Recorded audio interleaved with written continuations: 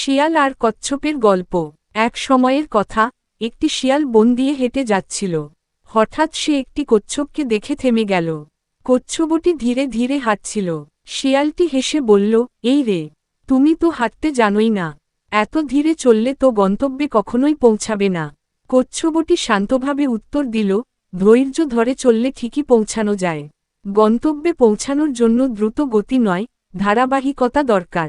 শিয়ালটি আরও মজা করতে চাইল।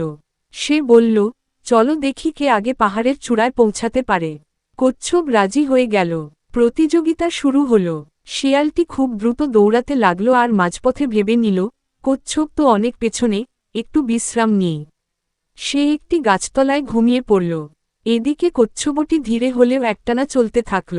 অবশেষে সে পৌঁছে গেল চূড়ায়। কিছুক্ষণ পর শিয়াল উঠে দেখে কচ্ছপ আগেই গন্তব্যে পৌঁছে গেছে।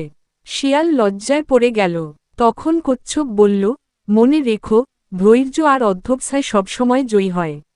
শিক্ষা, ধৈর্য, পরিশ্রম আর ধারাবাহিকতা সফলতার চাবিকাঠি।